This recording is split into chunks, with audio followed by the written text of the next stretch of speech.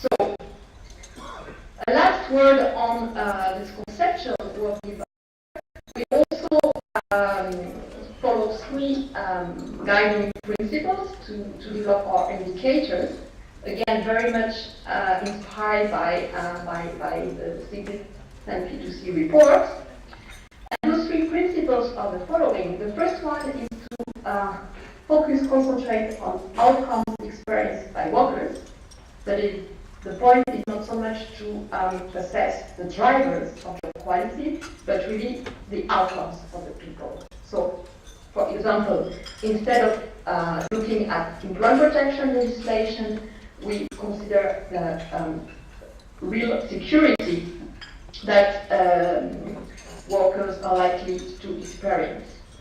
The second principle is to concentrate on individual workers. That is, we mostly use micro data, and this is really to be able to assess inequalities and have all this information on distribution, so go beyond the average.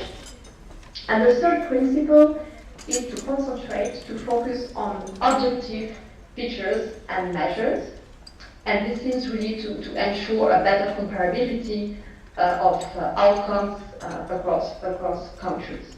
So, for example, data such as job satisfaction are not considered in this operational framework.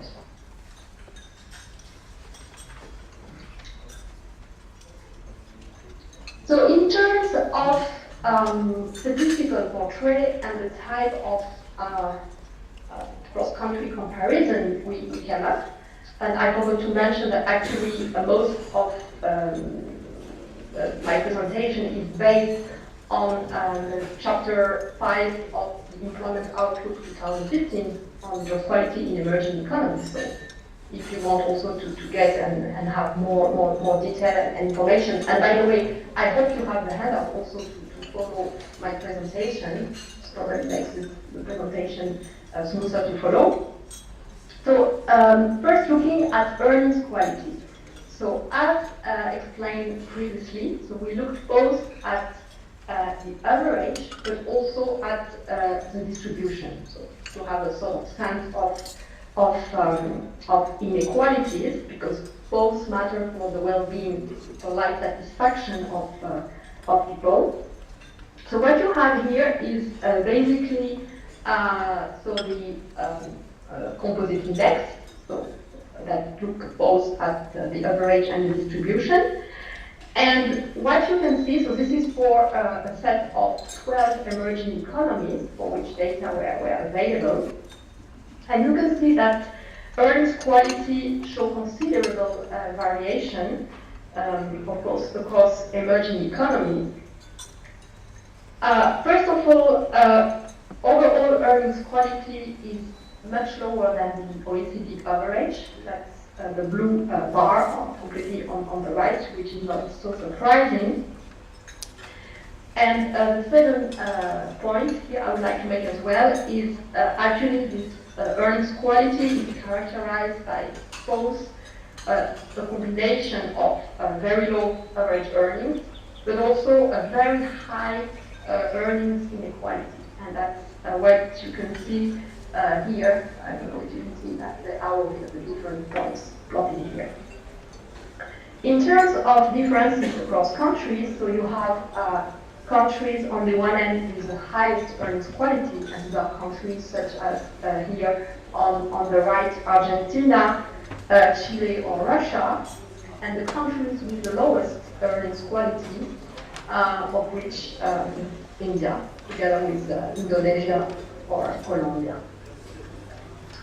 Now, quickly going to the second dimension, and as I briefly explained before, so what we added, or what we extended in terms of better capturing labor market insecurity in emerging economies, because again, as I said before, while for OECD countries the major risk is really the risk of becoming unemployed, but also of staying unemployed. So that was the indicator developed for OECD countries in our framework. That is the risk of falling into unemployment, and also once you are unemployed, the type of insurance in place in the different countries to caution this sort of, to buffer this loss of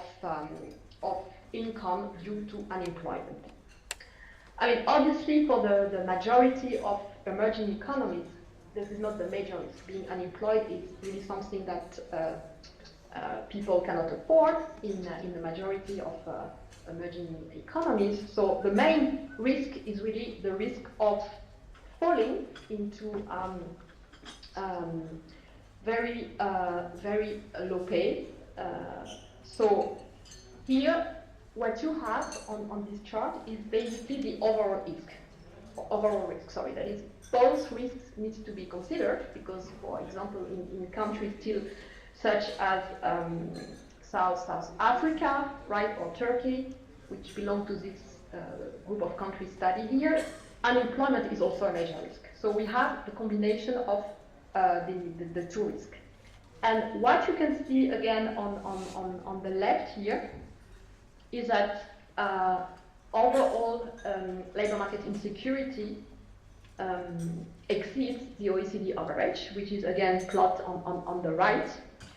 And the insecurity for extreme low pay tends to drive, and that's the light blue bar, tends to drive the overall insecurity in poorer countries. So that's typically the case of India and Indonesia.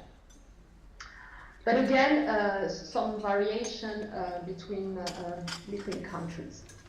Finally, the third dimension, which in a way is sort of the most innovative of this framework, and which is the quality of the working environment. So here, what we developed again in the original framework was an indicator of job strain. That is, the percentage of people who were experiencing a job strain being defined by a job where you have a certain amount of demand linked to that job, such as, you know, time pressure, or it's really demanding, so in terms of physical activities and the impact it may have on health. But at the same time, you have also resources at your disposal. That is, for example, the level of autonomy you can have to do your job and your task, the access to learnings, the fact that you may have good workplace relationships, such as being good managers, providing good feedbacks, or also having supportive colleagues, etc. So these models, which have been developed by occupation and health specialists, but also by psychologists, etc. Actually, the premise of this model is the imbalance between demand and resource that may create ultimately health problems, so physical but also mental health problems. So obviously, it was quite difficult to use such models for emerging economy for two reasons, basically. First one was that there was a question of access to data.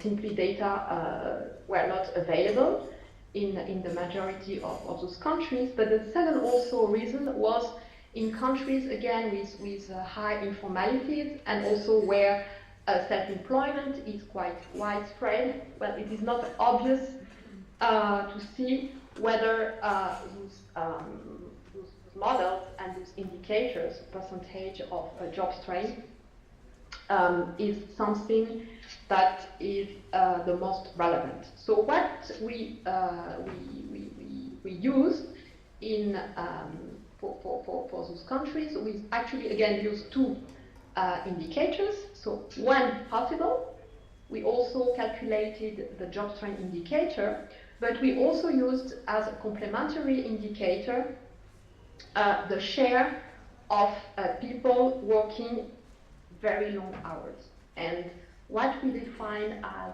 very long hours was people working over 60 hours a week. And here, so that's actually what is displayed on this chart, you can see that working very long hours in emerging economies is much more common than in the typical OECD countries, which is displayed here on the blue light bar.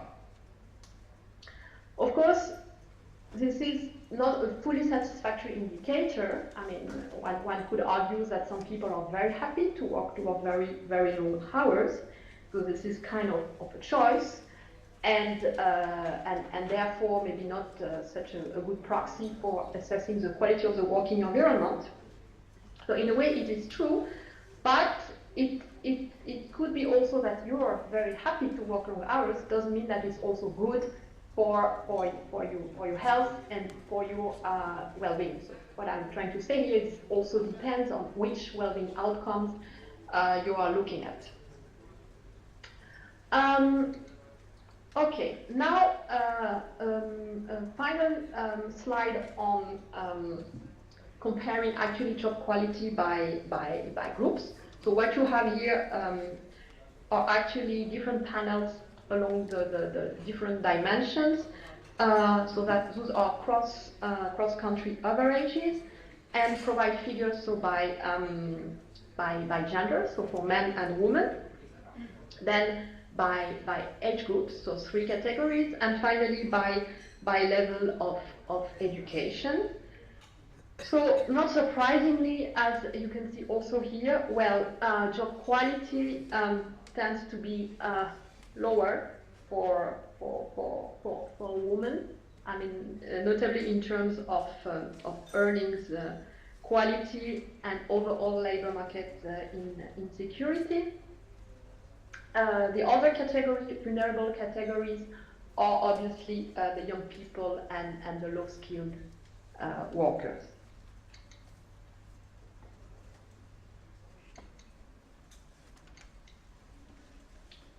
So coming now to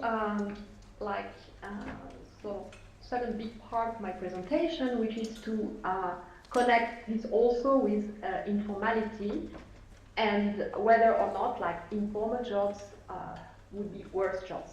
So again, the sort of premise of the study we conducted here was not to define ex ante informal jobs as bad jobs. Of course, it's quite important to, sorry, I was looking for my mouse. Okay. Yeah.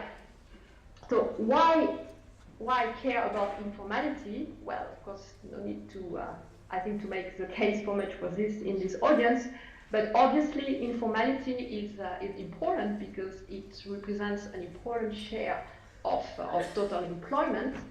And here you have so some figures for 2011, so for employees and also for self-employed. And you can see that for India, well, this is a very high share. So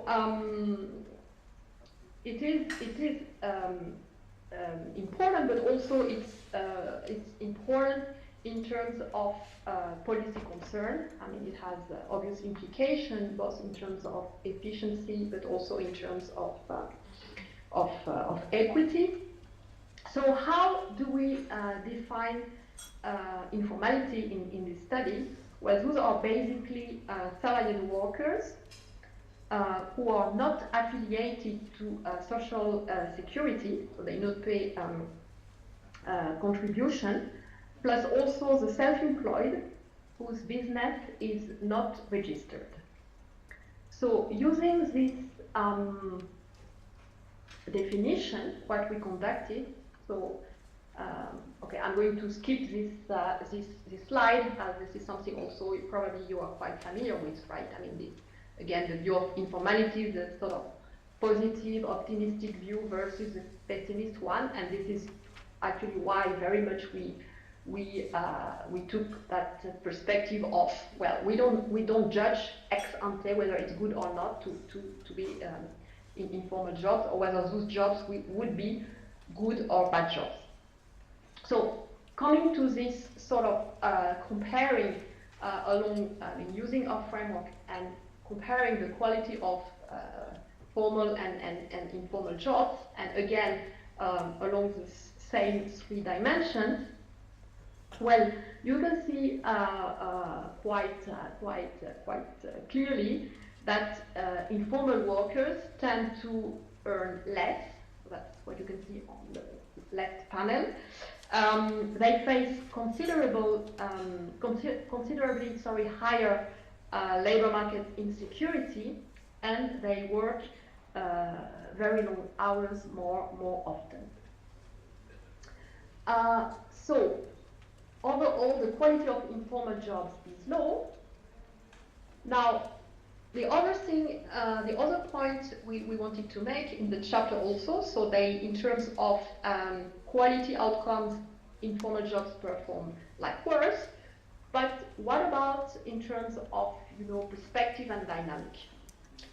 So what we wanted to look at is basically those transitions in and out informality, that is, assess to which extent being in informal jobs would leave you with a scarring effect, and also to which extent those jobs would be stepping stones or rather traps for workers.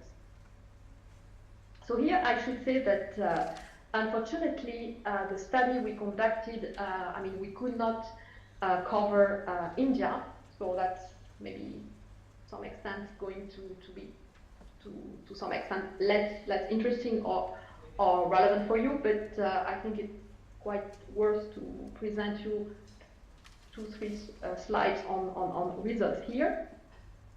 So the first point here is to look at mobility, so transition rates, so outflows from formal to different employment, formal and informal, but also labor market destinations, so including as well moving to unemployment or to out of the labor force, and also outflows from informal jobs. What you have here are basically so the transition for short spells, that's only 2 to 3 consecutive years, and we could conduct the study for 4 countries. It was urban China, urban Colombia, South Africa, and also Turkey. And the main point here is maybe have a look at the second panel downstairs that I would like to highlight, is to show that so where do people go once they leave informality? Well, the picture here is basically to say that if you compare to that one, which is basically the outflows from formal jobs, and here you can see a high persistence, of formal jobs. People in formal jobs stay in formal jobs, while here the picture is more mixed, and outflows from informality actually goes to different directions. So informal jobs are very, very unstable. There is, to some extent, some stepping stone here. So here you have the people going from informal jobs to formal jobs, so it's some stepping stone effects. But here you can see, so those are the outflows to out of the labor force, and here this is the figure for South Africa, which is quite worrying, because you have a very high share of people simply discouraged, so leaving the labor market pool. The other point here, I think, which is quite interesting to make is still when people manage to move from informal jobs to formal jobs, to which type of work do they go, of jobs? But trying to bring back this job quality perspective. And here we could split the analysis by contract types. So we could also see separate the destination between fixed-term jobs and permanent jobs. And here, well, the results show a sort of potential vicious circle here, because what you have is informal workers tend to, or are more likely to move to fixed-term jobs. So that's the first thing. But, and that's now this second part here of the second panel of this chart, is those fixed-term jobs. Once people are in fixed-term jobs, then they are more likely to move back to informality. So we have this sort of vicious circle for informal workers. And finally, while not displayed here, but we have those results in the chapter for those interested. We also found that in the Employment Outlook 2015, that if workers manage to escape informal jobs, well, this leads to higher earnings on average. So coming now to the policy.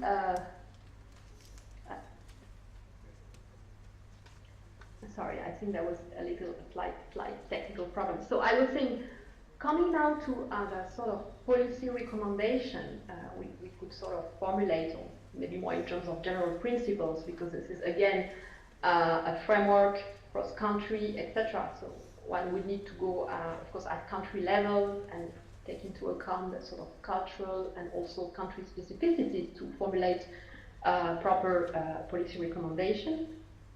But I think in light of what we found in the chapter, that is job quality tends to be lower in emerging economies compared to OECD countries along all dimensions. The identification of specific categories, vulnerable groups, such as young people or the low-skilled workers. The fact also that workers with informal jobs do worse along all the three dimensions defined in the framework, but also the fact that informality may leave important scars on people's careers. What we sort of build out in a sort of policy recommendation, as I was saying, along basically kind of three pillars. So policy to increase job quality in emerging economy, with that idea that labor market institutions, because we're talking here about having effective regulation but also social protection and active labor market policies. So labor market policy and institution could sort of be building blocks in the labor market as part of a development, economic development agenda, so should go all together hand in hand, and contribute to a better functioning of the labor market, which would also lead to economic development pattern. So unpacking a little bit more, I mean, the sort of previous table I was showing. So first of all, I mean, the first point is how to improve, if you want, the quality of existing jobs. So one of the things is to enhance the quality of those jobs through more effective social protection systems and labor laws. And of course, the spirit here, or the main point here, is to ensure to find this balance between the good balance between protection but also work incentives. For instance, this is particularly the case when or if introducing an unemployment benefit scheme, well, define the parameters precisely to come up to this good balance. The second thing is to raise the effectiveness of labor regulation.